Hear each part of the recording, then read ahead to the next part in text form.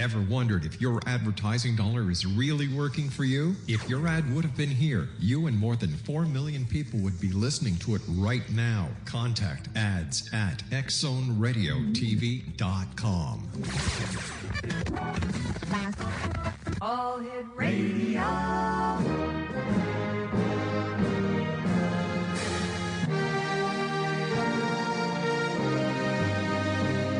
Welcome to the X Zone, a place where fact is fiction and fiction is reality. Now, here's your host, Rob McConnell.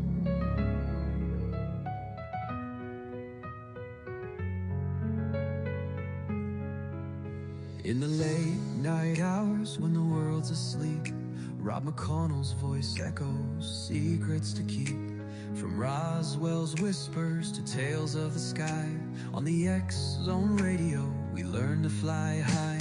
With every new guest, the story unfolds, from abductees' tales to the mysteries told.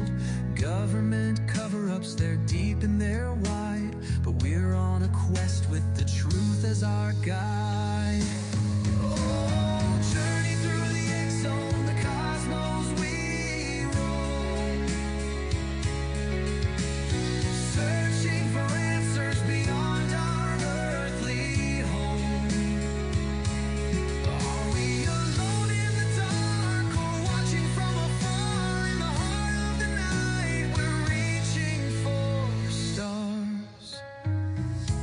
They say there's a base where the secrets... Welcome back, everyone. This is the X Zone. I'm Rob McConnell. You're listening to us on the CanCom Broadcast Network and streaming us on by our good friends right here in St. Catharines, your hometown radio, Classic 1220 CFAJ AM, and they stream us at classic1220.ca. My guest this hour is Carter Buschardt, and we're going to be talking about alien abduction. When he was abducted at the age of 8 in 1995, he found out by accident during a past life regression in 2004. For 64 years, he lived with his wife with zero knowledge of an abduction. He was abducted as recently as 2022. He's 74 years young now, and he's been regressed 8 times, twice by Dolores Cannon. Joining me now is Carter Buschardt. And Carter, welcome to the X Zone. Well, thanks, Rob. Thanks for having me. Tell us your story. You know, this alien abductions. It's bizarre. I found out in 2004. I'm not sure with the 1990, but I found out in 2004. When my wife and I and another couple innocently we were sitting around one Friday night, we decided we wanted to know if we had past lives. Mm-hmm. And we all believed we had no proof. So back in 2004, you could still look up in a phone book, because I still had one. And I found a hypnotic regressionist. So we made an appointment the next day, Saturday, and we drove out there, and real nice lady. She had a studio in a barn, her husband and her farm, and they had a big maze outside. You could go out and walk around and meditate and get relaxed and become one with your thoughts and feelings and all that stuff. And so my wife went first. She couldn't go under. The other couple, Nancy went under. She had 2 very interesting lives. Her husband, Steve, he went under. He had 1 really interesting life. I went down. It was my turn. And I couldn't go under. I was struggling. I was squirming. I was fidgeting. And finally, I got under. And I immediately started screaming and yelling, "What the heck are you doing to me? Get your hands off of me." I was talking like my little 8-year-old self, and at the time I was, 53 when this happened. Right. So I started talking like a little kid. I said a lot of bad words. I was just cussing and screaming. "What are you doing to me? What are you doing to my friend?" Because we had been taken together. I had no idea any of this happened. Nobody did. So I wake up and I've got tears running down my face. I'm just bawling and I'm looking around and everyone's staring at me with their mouths wide open, just looking at me, including the regressionist. And so that's how I found out that I'd been abducted as a child. What can you recall about your first abduction? Well, regression wise, my first abduction, my friend and I, Craig, we were riding our bikes, Dallas, Texas, hot summer day, mid-July, right in front of my house. We ran a stop sign. We had brand new bikes. We ran a stop sign, and this car blew by us, as it should have, because it had the right of way. And you could feel the wind moving our shirts. I mean, it was that close. And we just thought we had a close encounter with a car. We had no idea. But then I come to find out when I was regressed that this car, which was a blue Buick, 1951 Buick Roadmaster, almost hit us. And we were both taken on board at the exact same time. Craig and I were both taken on the craft. So am I correct in understanding that what you believed was a car was actually a craft? Yeah. Okay. Screen memories. I'm sure you're familiar with screen memories. Yeah. So here's how this very cleverly worked. It was a blue 1951 Buick Roadmaster. My grandparents in Houston, Texas had a blue 1951 Buick Roadmaster. They never drove it because by the time I got to know them, they were too old to drive. So the car just sat in the garage. Beautiful car. I loved it. It was a beautiful car. So that's a screen memory to keep us from actually seeing the craft, which during another regression, we found out that that was not a 51 Buick. It was a spacecraft. And I did see it later on a couple of occasions, the very one that took us. Ironically, 2 or 3 weeks before our regression, my wife and I decided we wanted to restore old cars. I was a real estate agent at the time. I had a couple extra bucks laying around. So we thought we'd, buy a car. Guess what car we bought? A 1951 Buick Roadmaster out of Chicago. It was black. We were going to restore it. 2 weeks later, I found out I'm abducted. And the screen memory was a blue 51 Buick Roadmaster. Picked especially because my grandparents had one. And I would relate to that quite easily. And it would obfuscate what really happened. If you're familiar with screen memories, you know, it didn't take but a second to get you off track. Oh, that was a car. Oh, that wasn't a craft. That was a car. Oh, how silly of me. So, okay, well, we almost got hit by a car. Stupid kids die a stupid death. Oh, well. So they had already picked my brain and knew my grandparents had a car of that nature, and they could make me forget that we saw a craft. Now, what did your friend recall, or has your friend even gone through, hypnosis to tell? Well, what about him? Well, I went to school with this kid. Okay. I will remember it very distinctly. I couldn't find him, because, by the time I had discovered I was abducted, I started looking for him. I thought, well, maybe he's still back in Dallas, Texas. Well, he wasn't.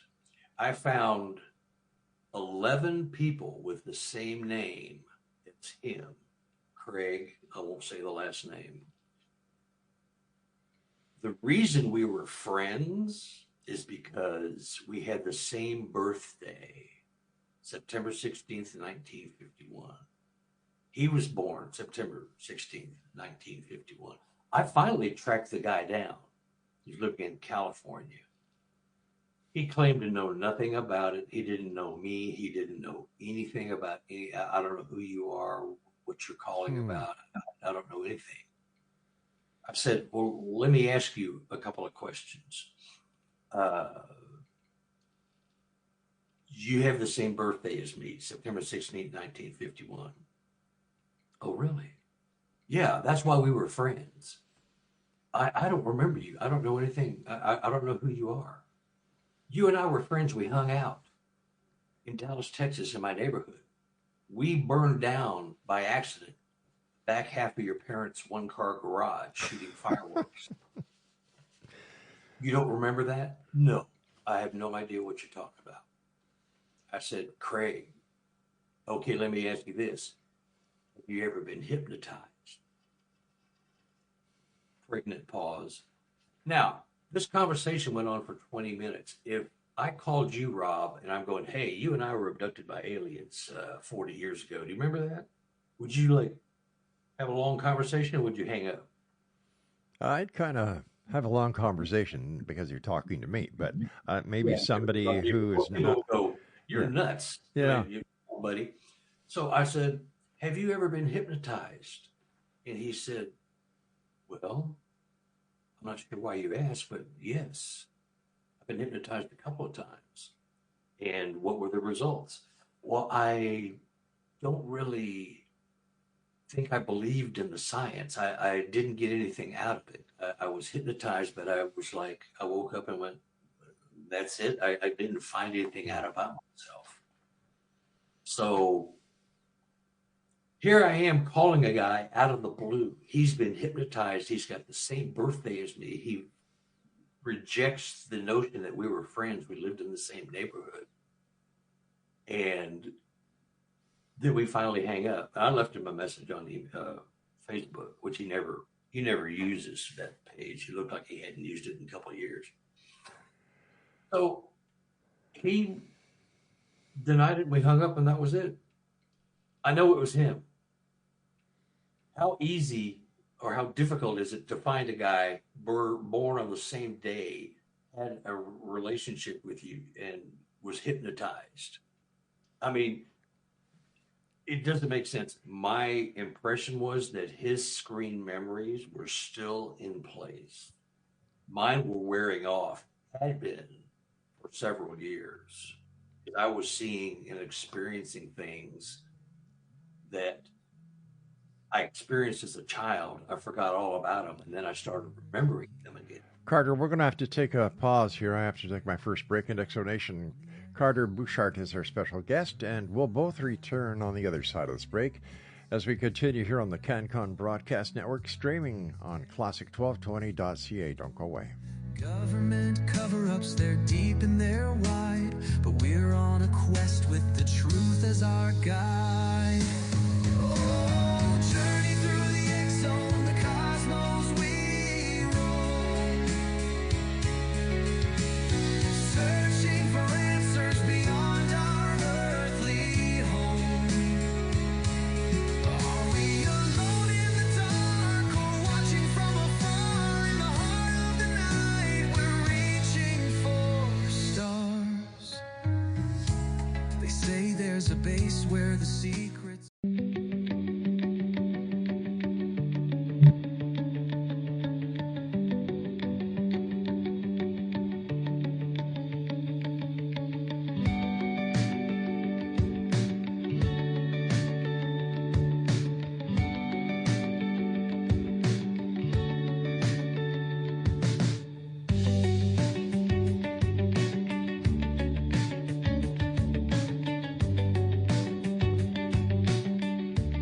Exonation, our guest this hour is Carter Buschardt. We're talking about his alien abduction experience. And how did you feel after you had your first recession session and this abduction was discovered?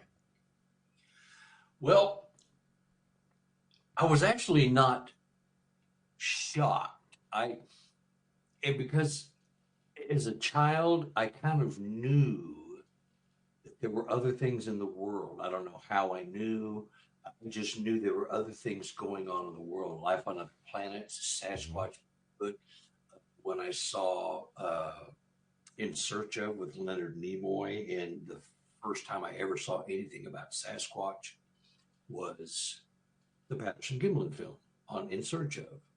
And when I saw that, I was a kid, I don't know, 13 or so, I went, oh, that's real. That's real. They're real. I just knew they were real.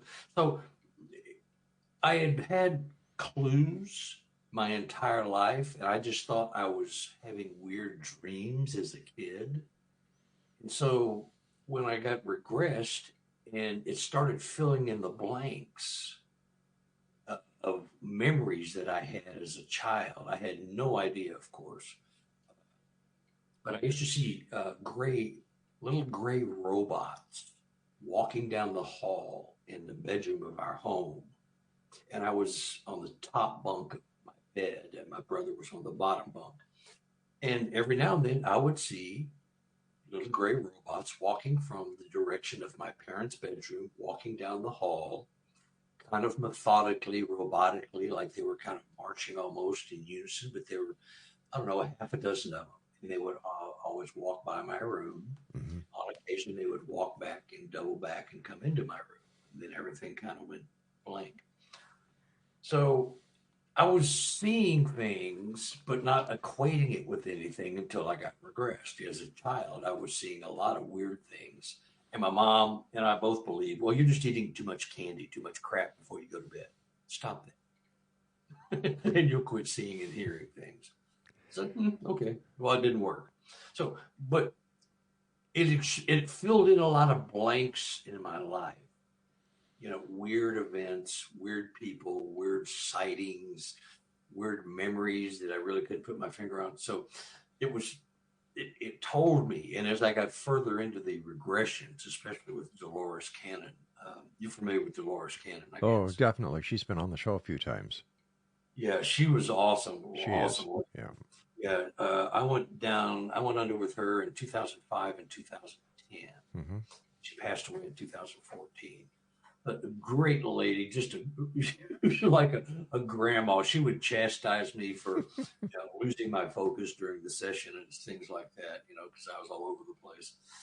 But it was just a marvel. I have all my tapes. All my sessions were recorded. I have all the cassette tapes. And I took them all and turned them into Word documents. Then I ended up with a book, Baptized by Abduction. It chronicles all my regressions. And it's fascinating to me. And sometimes when I'm reading it, I can't believe some of this was actually happening to me. But it did. Well, why do you think you were selected to have an alien abduction?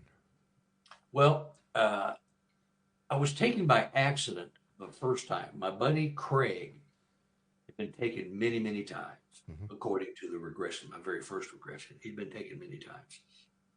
And so when they took he and I together, it was an accident. And they said, we had to take you because you would have been killed if we didn't, because we have to demoleculize you and break you down into just molecules and then reassemble you as you get in the craft. And you guys were so close together, we couldn't take one without taking both. So we took you with your friend Craig. And they took me.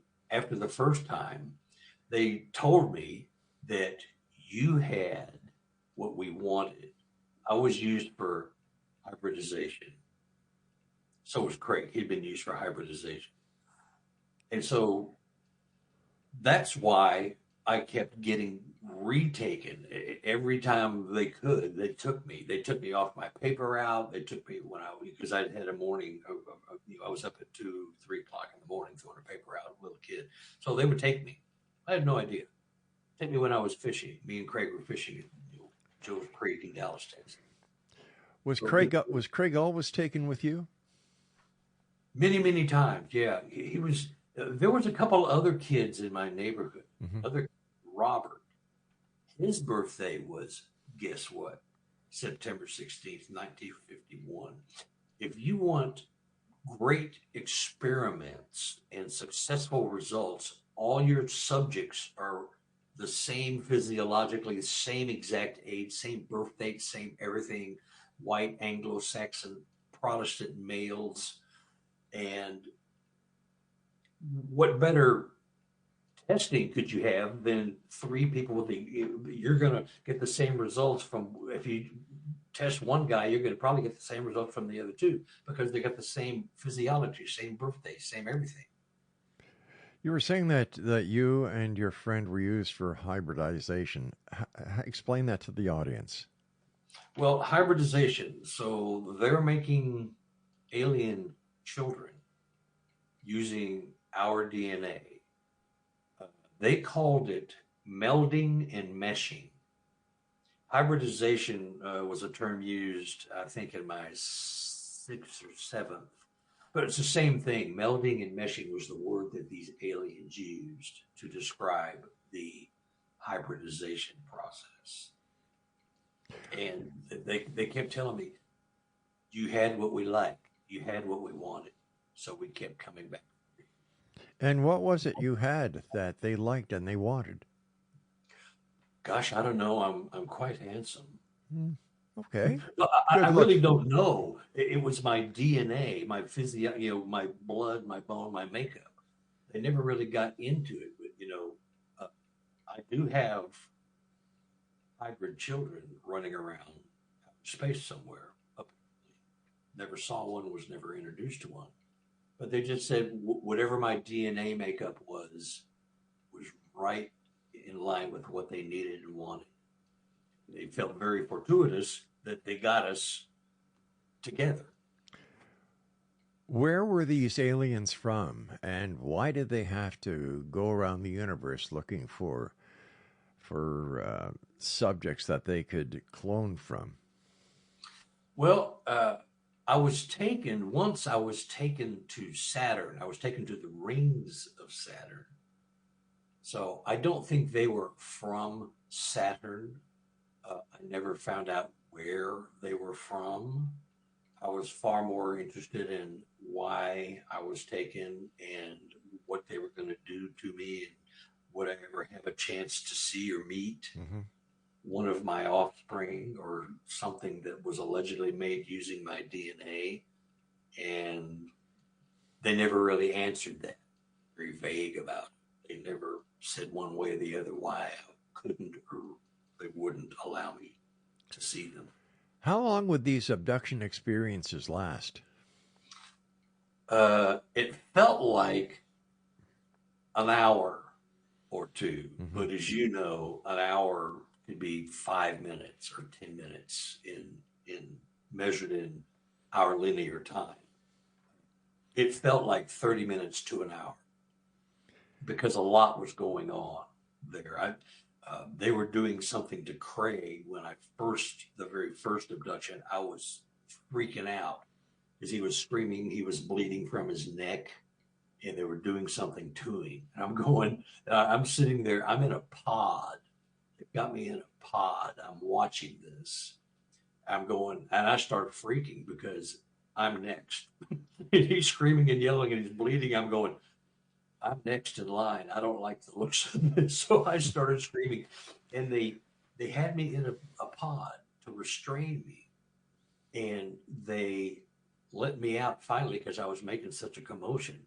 And they sliced it open with it's the first time I ever saw this, a red laser beam came out of his finger. I don't remember if they were holding an instrument or it was self-generated from their hands or their finger, but they just ran it down the side of the pod and I fell out on the floor because I was basically in bondage, tied up because I was a little kid. I was freaking out. Sure. I didn't know what was going on. I thought you were going to kill me, and so they restrained me because I was going bat, crazy.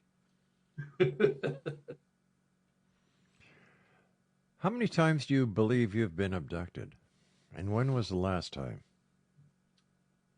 I would say, I'm guessing at least 50 times, maybe more. The last time that I know they came to my home here in Liberty, Missouri was 2022. And do we have time for me to go over this? We're coming close. I've got about a minute and a half before we have to go for a break. Well, they came to my house and I felt something trying to reach under my butt, reach under my thighs, and reach under my knees or my calves, and were trying to pick me up out of bed. And my wife got up and went to the bathroom. The whole room was lit. I could see clearly. It was like daylight. And long story short, they kept trying to pick me up. There was hands sliding under me from both directions, left and right. I'm going, boy, the people on the left got some really long arms because that's like 4 foot. It's a king size bed. So they were trying to lift me out of the bed. And when my wife got through in the bathroom, she flushed the toilet, turned off the light, and they dropped me. And I told her when she came out, did you see what was going on? Did you see who's in here? What was going on? And she told me, you're just lucid dreaming. There's nobody here. There's nothing here. You're just lucid dreaming. No. Yeah, and she would have none of it. But that was the last time I know they came here to visit me. Now, I've been fixed, so I can't produce children. So I don't think they needed me for that. But DNA is DNA. They don't need you to, have an active. Sure. They just need your DNA. So the fact that I'd had gotten fixed when I was in my early 40s after I got divorced. So. All right, we've got to take that break, so please hold on. Fascinating story. All right. Exonation, our guest is Carter Buschardt, and we'll be back on the other side talking more about his personal experience with an alien abduction. I'm Rob McConnell. This is the X Zone, and you're listening to us on the CanCom Broadcast Network and streaming us from the studios of Classic 1220 CFAJ AM right here in St. Catharines, Ontario, Canada at classic1220.ca.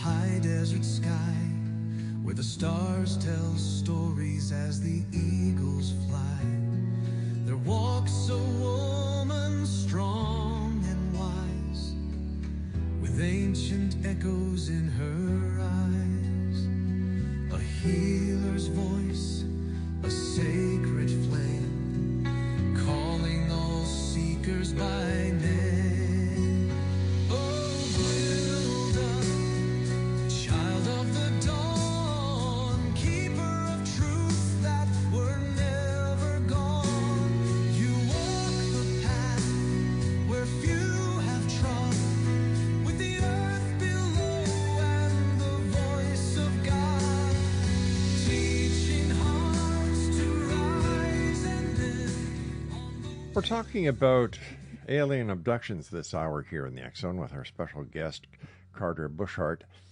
And Carter, do you remember anything about the craft that you were taken to? Yeah. There was a couple of different craft. The one that initially took me, I ended up seeing it a few months later when they came again.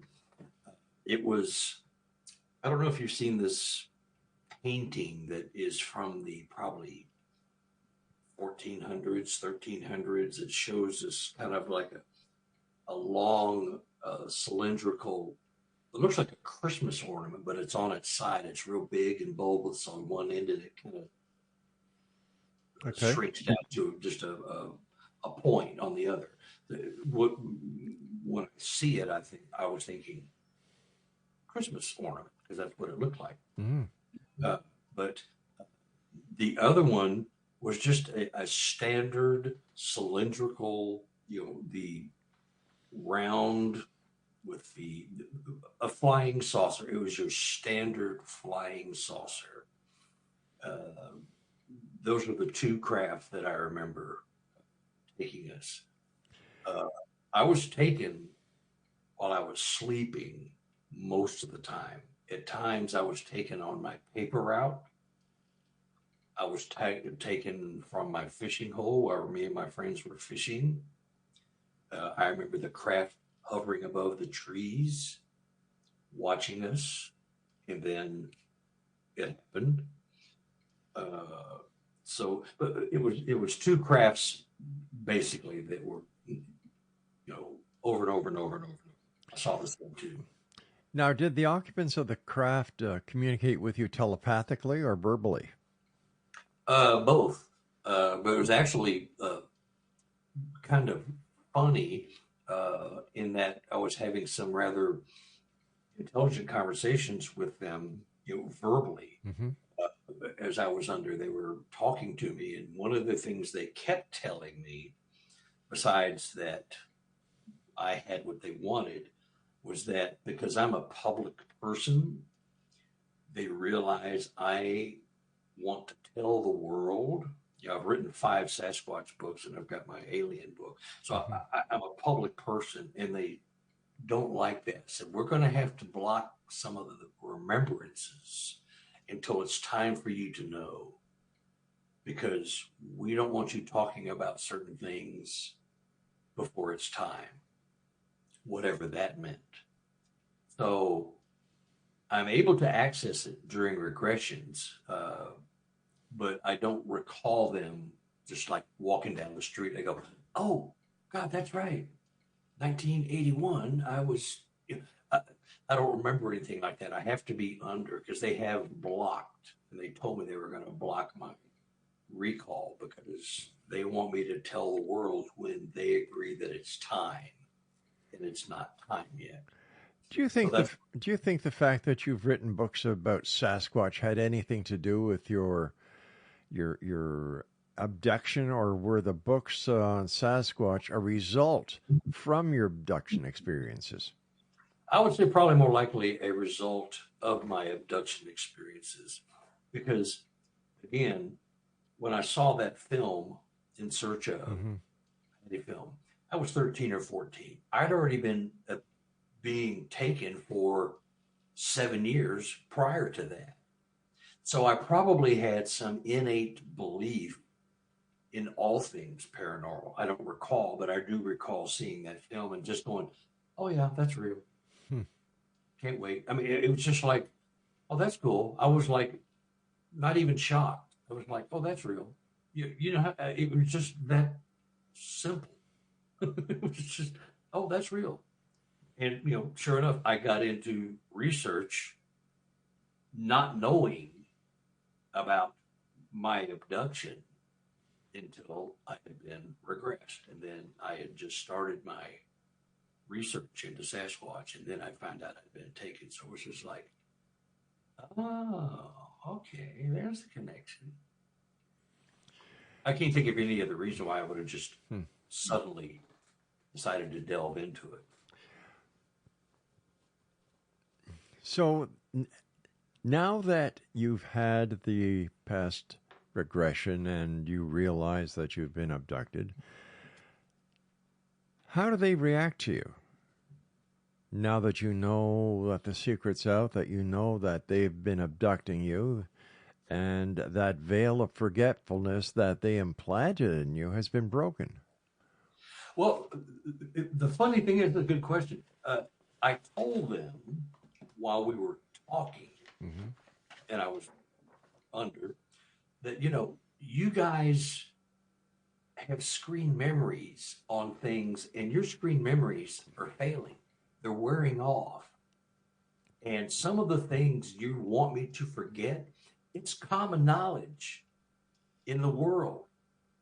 Travel to other planets, the Greys, the Nordics, the reptilians, all of that stuff was wearing off. So I was starting to remember it. I said, it's so stupid of you guys. That's what I told them to keep trying to wash my mind, because your stuff is, everybody and their mother knows most of your technology or is aware of it. And for you to keep trying to make me forget about it, it's ridiculous, because your memories have already worn off. Your screen memories are wearing off. I'm starting to remember stuff. And so it's kind of funny. You're kind of wasting your time with that.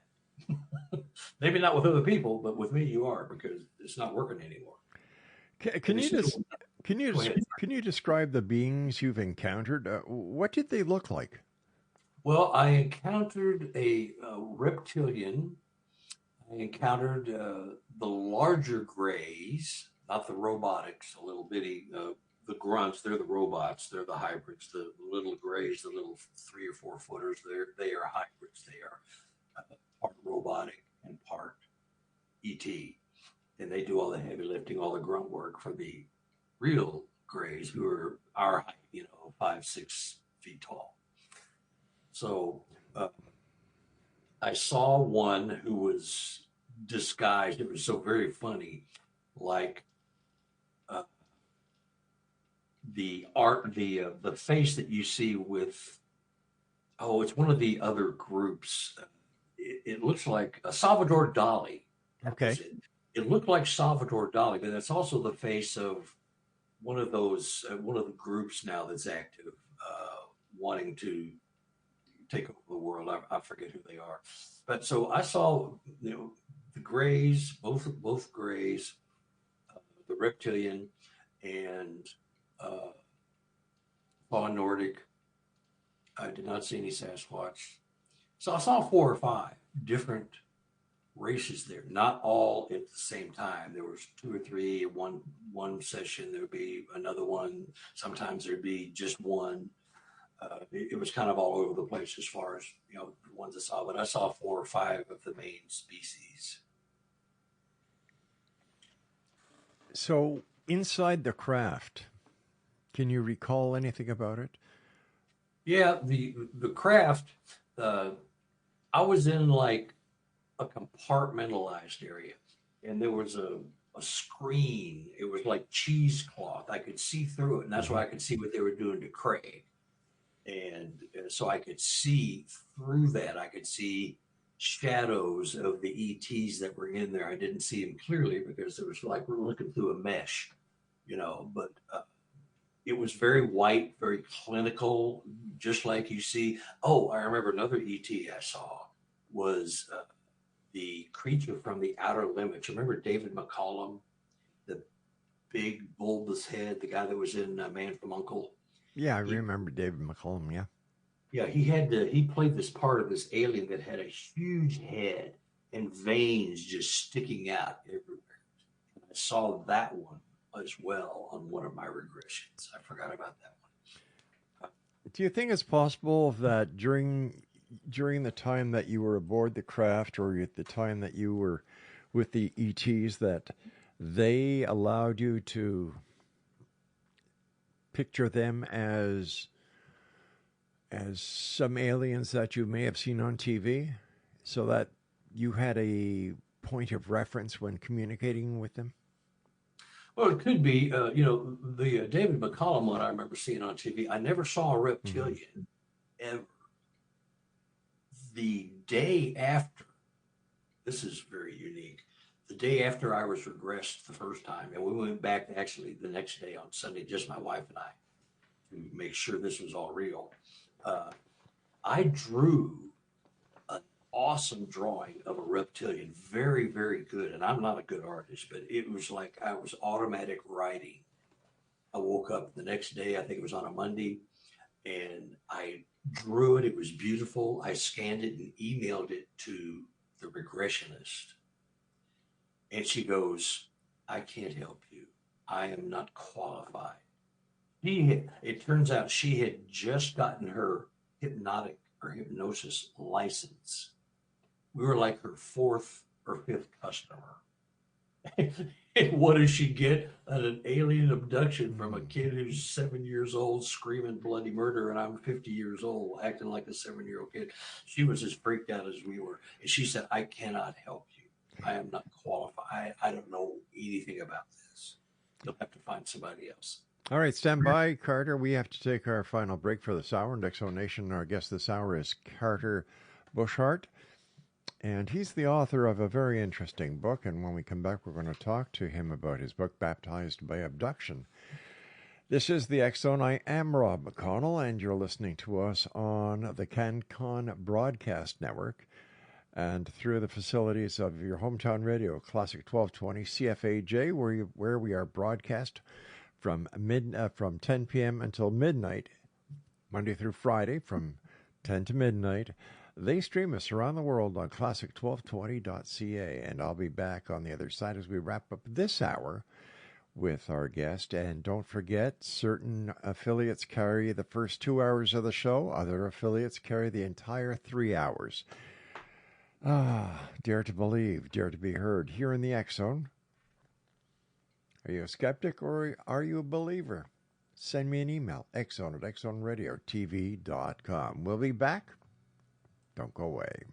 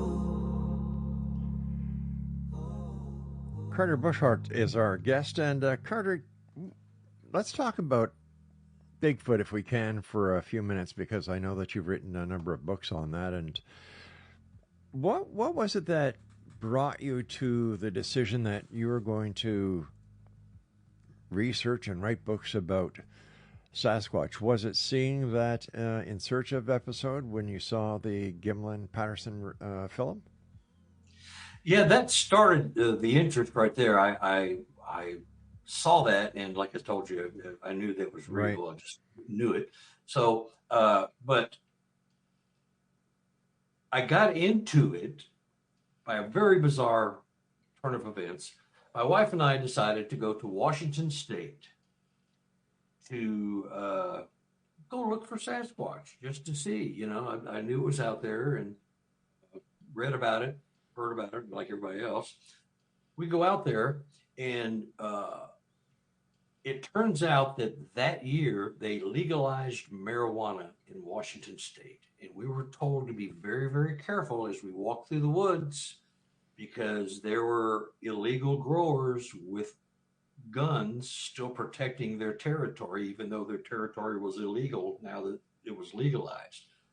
So we went out hiking after renting a cabin in the woods. We went out hiking, and I had to relieve myself.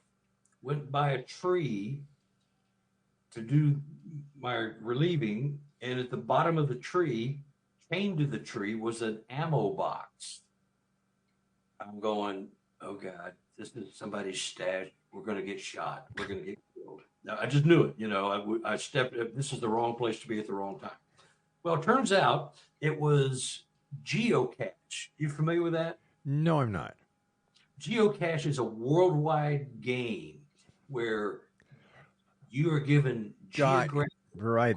I'm sorry. I thought you said geocache, but Yeah, geocache. Yes. geocache. Yeah. Yeah. So you know the game. Yes. So anyway, so you go find the location and you take something out of a box and you leave something and you take something out, something about you, and then you sign your name on there. Our Carter was here and whatever year it was, and you leave. Well, I took a card, a business card right off the top, and it was a Sasquatch researcher. I'm going, this is supposed to happen, baby, because it was exactly what I wanted. So get home, call the guy. I get hooked up with the Bigfoot group here in Missouri. I go on an expedition. Within a year, I'm doing reports and I'm leading expeditions. They fired the guy that they had and got me. Actually, he'd been fired twice and I took over for him twice. So that started my journey. And I started doing reports, and the people I was interviewing weren't telling me everything, and I could tell. And long story short, they were kind of feeling me out because they've been ridiculed and scoffed at for so many years. They just don't want to get ridiculed again.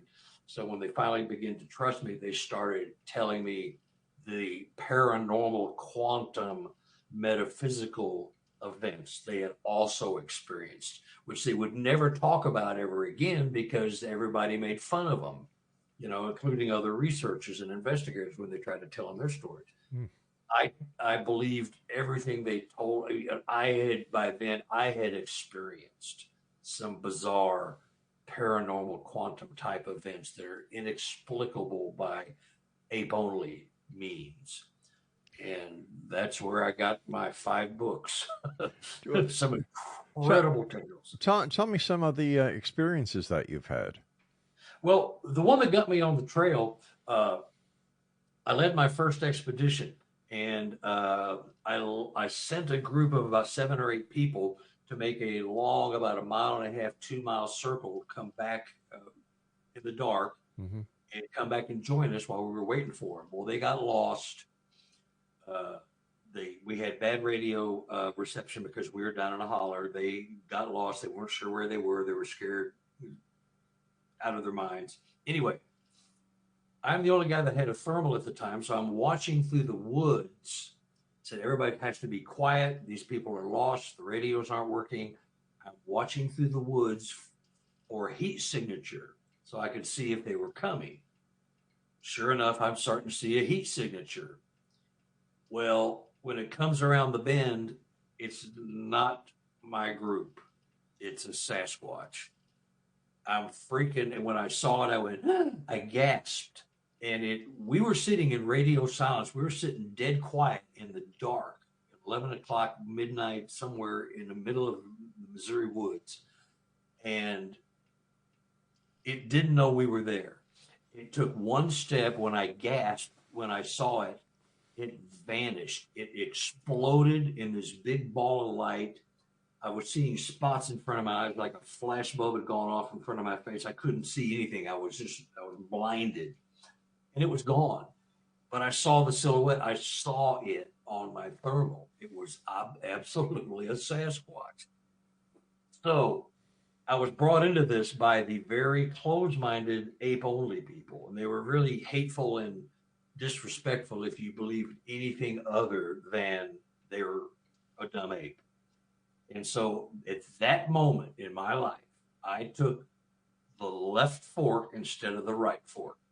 I never looked back. And I've been paranormal, quantum involved. They come to me in my dreams. I know that sounds weird, but I see them. I speak with them. I've had numerous sightings. My wife has been present when I had some of this weird, bizarre stuff going on. And she was a reluctant witness, as she was to my abduction. I baptized her on both fields, and she wasn't real happy about it, but she couldn't argue that this was real and this is real and this is real, because she was there. she experienced she saw me going through all my stuff. So she couldn't argue, even though she wanted to. She was convinced that there's something else going on besides dumb apes. So what did this Sasquatch look like to you? Well, it was just a heat signature, mind you, because that's all I saw. But it was, we went back and reenacted it the next day, and it was 7.5, 8 foot tall. It was about 75 feet away from us when it came through the clearing. And that's all it was, but it was big, it was bulky.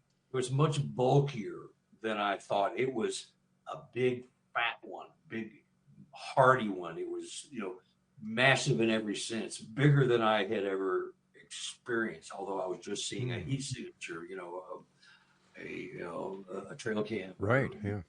So it was massive. And it could do the things that a lot of my friends were telling me that it could do. And I got to see it. Such as? Disappear. They have confused me before. I took my wife to my researcher. This area that I had led the expedition on became my permanent research area here in Missouri, Mark Twain National Forest. All kinds of bizarre stuff. But they made me forget.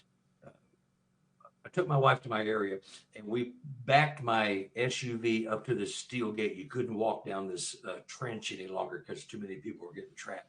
So I backed up to it and we were walking down there about halfway down. And this was about 10 o'clock at night. My wife is freaking out already. She's getting the heebie-jeebies. She's getting the vibe. Oh my God, get me out of here. This is creeping me out. I can't do this. She was freaking out. She was feeling their presence because they live in this area. They live in this one particular glen. And so I said, look, just come with me. We're almost down to where we're going to go. We're just going down here to the bottom of the gully. I shine my light down. And there was my car at the end of the gully where it could not possibly be. I said, how'd my car get down there? And she's looking at me. She's going, are you nuts? It's 11 o'clock at night. Your car is back up by the fence. I shined my light back up there where I parked. It wasn't there. I said, my car's not there. She goes, yes, it is. Look at it. You're looking right at it. You're shining your light on it. No, it's gone. It's down here. And I shine it back down to the bottom of the ravine. And there it was. I was seeing it. And this went on for 3 or 4, minutes. And she's freaking out. And I finally went, oh, my car is back up there. It is where it was. I shined it back down and it wasn't where I thought I saw it. They had put in they were messing with my head. They were making me see something that was not possible to be seen. It was an exercise in them jacking with me. And then they gave it up and then let me go back to normal. But I was seeing something that could not be. It was like a mind speak or something of that nature. They had a picture in my head that the car was down at the bottom and it could not have been there. She witnessed that and she knew how sincere I was. I was freaking out and so was she. And so she'd been with me, later on in the hypnotism. She'd been with me on this and she's reluctantly on board. We'll just leave it that way. Carter, we've got about a minute left. What's the message that you would like to leave with the listening audience of the X Zone radio show tonight? What's your message? Well, these things happen to regular people. You have to have an open mind. You may or may not believe that Sasquatch is real. You may not believe that aliens are coming here and taking humans. You just have to have an open mind and consider it might be true. Considering is not believing. It just means you have enough of an open mind to consider the possibility. That's all I have to say to anybody, because there's going to be people that say, this is all a bunch of baloney. This is crazy. This guy's lying. He's full of junk. He's full of everything. Carter, where can your books be bought? I'm self-published, so I sell them out of my house. You can go to my email and email me at SQ Explorer, like in Sasquatch, SQExplorer at gmail.com. You can order my books. I sign them. They're all full color, except my abduction book is just strictly transcripts of my recordings from my regressions. Carter, I want to thank you ever so much for coming on the show. And I would love to have you back on the show to continue this fascinating conversation with you. So until then, take care of yourself, my friend. You too, Rob. I appreciate the time. This is a blast. Nice talking to you, my friend. And You too, sir. take care of yourself if you're abducted again. I shall. I'll tell them where you live. They'll come get you Sure. next. I'd love it. We'll be back on the other side of this break as we continue here in the X Zone from our broadcast center in St. Catharines, Ontario, Canada, unless you're one of the stations who do not carry the third hour. Let's see what's there. Flying saucers, aliens.